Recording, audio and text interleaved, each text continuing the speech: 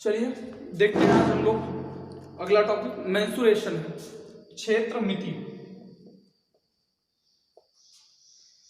Mensuration, सबसे पहले हम लोग मेंसुरेशन को दो पार्टों में बांट लेंगे, ठीक। एक 2D अलग और 3D अलग। 2D और 3D। 2D में क्या होता है, जिसमें दो डायमेंशंस होती है, मतलब लंबाई चौड़ाई हो या लंबाई ऊंचाई हो, ठीक है, या चौड़ाई ऊंचाई हो। मतलब कि जैसे हमारे पास थ्री डायमेंशन होती है, लंबाई चौड़ाई ऊंचाई, ये तीन चीजें होती हैं। इन तीनों में कोई दो चीजें हो, चाहे वो लंबाई चौड़ाई हो, चाहे चौड़ाई ऊंचाई हो, या फिर लंबाई ऊंचाई हो, कोई दो होगी।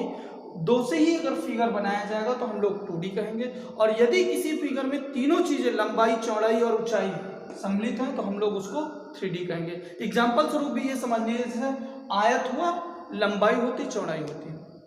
वर्ग हुआ, भुजा होती है उसमें काली, उसमें भी लंबाई चौड़ाई से ही वर्ग बनाए जाते हैं। तो ये सब हमारे 2D हो गए। 3D में जैसे कोई भी डस्टर लिया, डस्टर हम लोग यूज करते हैं, बुक यूज करते हैं, लंबाई चौड़ाई और ऊंचाई भी होती है, ठीक है। कोई कमरा हुआ, ये सारी चीजें हमारी किस में आएंगी, 3D में आती है, ठीक। तो चलिए हम लोग आज 2D की बात करते हैं। स्टार्टिंग हम लोग 2D में करेंगे, और 2D में भी हम पहला जो फिगर लेंगे वो लेंगे वर्ग। ध्यान दीजिए, वर्ग स्क्वायर।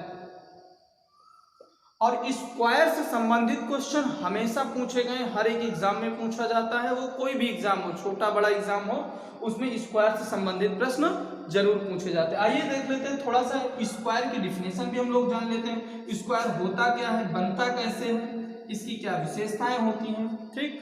तो नंबर 1, स्क्वायर जो होता है, मतलब जो वर्ग होता है, उसकी चारों भुजाएं बराबर होती हैं। पहली कंडीशन, 1 2 3, इसमें 4 भुजाएं होती हैं, चारों भुजाएं बराबर होती हैं।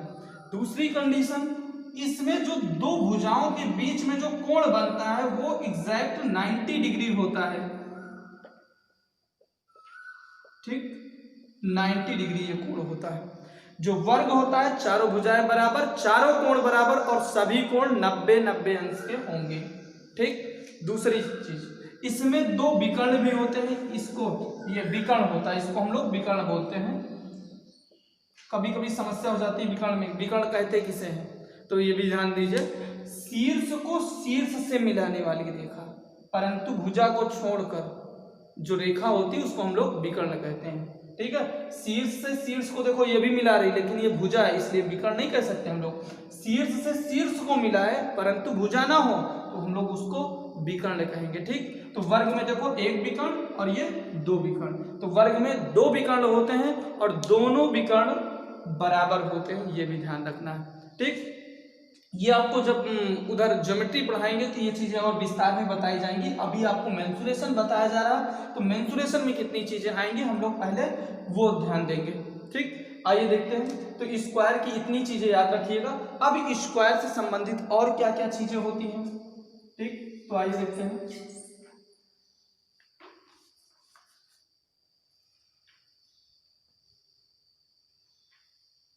ये एक स्क्वायर है, सारी भुजाएं इसकी बराबर हैं, ये, ठीक।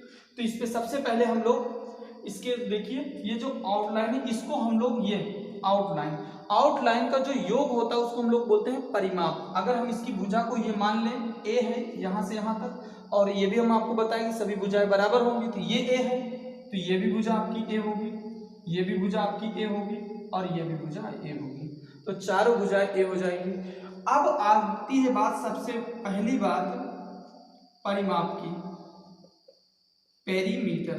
पेरीमीटर क्या होता है, तो देखो जैसे अगर हम यहां से चलना चालू करें तो एक बॉर्डर से आप जाइए यहां से और पुनः यहीं तक आ जाइए, तो जो पूरा घूम के आएंगे वही इसका परिमाप हो जाएगा। आप देखिए कि किसी भी वर्ग का अगर आपको परिमाप निकालना, आप यहाँ पे खड़े हैं, यहाँ से यहाँ पहुंचे तो कितना चल चुके, ए, फिर यहाँ से यहाँ तक ए इकाई, फिर यहाँ से यहाँ तक ए, और यहाँ से यहाँ तक फिर ए, तो A plus A plus A plus A, मतलब हुआ A plus A plus A plus A is equal to 4a। आगे यूनिट लगाना मत भूलना, इकाई। इकाई का मतलब ये हुआ, अगर ए सेंटीमीटर दिया है तो ए सेंटीमीटर यहाँ लिखिए, लीजिएगा, ठीक है, 4 सेंटीमीटर, मीटर में दिया है तो मीटर में होगा। तो आपको ये भी ध्यान रखना है कि यूनिट लगाना आपको नहीं भूलना है। तो अब कुल मिलाकर के आपको परिमाप का जो फार्मूला होगा वो ये होगा 4 गुणे भुजा बस। अब इसे दो क्वेश्चन भी देख लेते हैं। क्वेश्चन इस तरह आएगा, किसी वर्ग की भुजा, किसी वर्ग की भुजा, किसी वर्ग की भुजा 5 सेंटीमीटर हो तो परिमाप ज्ञात कीजिए। ठीक, तो कुछ नहीं करना है, भुजा ये ए का मतलब 5 और ये 4 लिखा, 4 से गुणा करना है, मतलब 5 चौक 20, इसका परिमाप 20 सेंटीमीटर, कहीं कुछ नहीं करना है आपको। भुजा दिया है और आपको परिमाप निकालना है तो 4 से खाली गुणा कर देना है, परिमाप हो जाएगा। फिर से क्वेश्चन लेते हैं। कभी कभी अब तो ऐसे आता है, किसी वर्ग की भुजा 2a है तो परिमाप क्या होगा, तो 2a × 4 कर दो, 8a इकाई, अगर है आगे तो लिख दो, सेंटीमीटर है तो ठीक। तो ये हुई बात परिमाप की। आइए हम लोग आगे देखते हैं बात क्षेत्रफल की।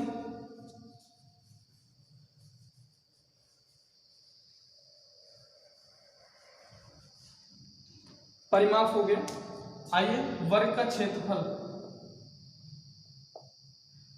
एरिया क्या होता है, पहले हम लोग एरिया के बारे में जानेंगे। ये जो बीच में ये जगह खाली है, ये इसका एरिया कहलाएगी। मतलब इसके भुजाओं से जो घिरा हुआ वाला क्षेत्र है उसको हम लोग एरिया बोलेंगे, क्षेत्रफल बोलेंगे।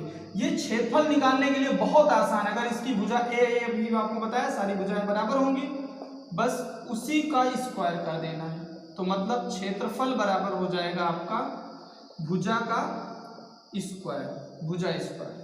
ठीक, फिर से ध्यान देते हैं, यदि किसी वर्ग की भुजा 8 सेंटीमीटर हो तो क्षेत्रफल क्या होगा। तो वर्ग की भुजा 8 सेंटीमीटर है, फार्मूला बताया गया भुजा का स्क्वायर, तो 8 का आप स्क्वायर कर लो, और 8 का स्क्वायर का मतलब होता है उसको उसी में गुणा कर लेना, तो ये हो जाएगा 64। एक बात और ध्यान रखिएगा, यहाँ पे 8 सेंटीमीटर था, अब आप ध्यान दो यहाँ पे, जब आप 8 सेंटीमीटर इंटू 8 सेंटीमीटर करेंगे तो 8 × 64 तो हो गया। सेंटीमीटर में सेंटीमीटर का भी गुणा करना होता है, तो सेंटीमीटर का जब आप सेंटीमीटर में गुणा करेंगे तो ये हो जाएगा सेंटीमीटर स्क्वायर। ठीक, तो क्षेत्रफल इसका कितना हो जाएगा, 64 सेंटीमीटर स्क्वायर। चलो अभी परिमाप आपको बताया, जरा इसका आप परिमाप बता दें। तो वर्ग की भुजा 8 सेंटीमीटर है, परिमाप कितना होगा, 8 चौक 32 सेंटीमीटर। ठीक है, तो ये हुआ इसके वर्ग का परिमाप और क्षेत्रफल। ठीक, एक क्वेश्चन और यहीं से आ जाता है, वो भी हम लोग यहीं पे देख लेते हैं। यदि किसी वर्ग की भुजा 8 सेंटीमीटर हो तो विकर्ण की लंबाई कितनी होगी, विकर्ण की लंबाई कितनी होगी।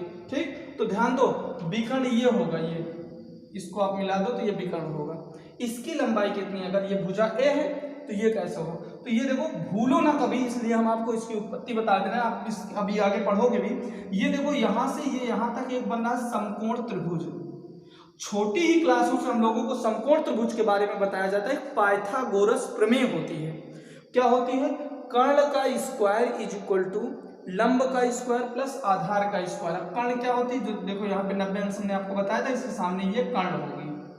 ठीक, ये इसका स्क्वायर, अभी कर्ण का स्क्वायर जो है इज इक्वल टू होता है लंब का स्क्वायर प्लस आधार का स्क्वायर। लंब आपका ए स्क्वायर है, आधार भी आपका ए स्क्वायर है, प्लस ए स्क्वायर। आप इसको सॉल्व करोगे तो 2a स्क्वायर हो जाएगा, कर्ण का स्क्वायर इज इक्वल टू। ठीक, स्क्वायर जब उधर जाएगा तो आप यहाँ पे रूट लगा देंगे। अब ध्यान दो, जब ए स्क्वायर बाहर आएगा तो ए हो जाएगा √2 आएगा। इसका मतलब हुआ कर्ण कितना आया, a√2। तो कर्ण यहाँ पे जो होगा वर्ग के लिए वो विकर्ण का काम करेगा, डायगोनल का काम करेगा। तो विकर्ण बराबर हो गया कितना, a का मतलब हुआ भुजा और √2, तो विकर्ण होगा कितना, भुजा गुणे √2। तो कुछ भी नहीं करना है, यहाँ ध्यान दो, वर्ग की भुजा 8 सेंटीमीटर दी है, विकर्ण निकालना है, 8 के बाद खाली √2 लगा दो बस, और सेंटीमीटर दिया तो सेंटीमीटर लिख दो।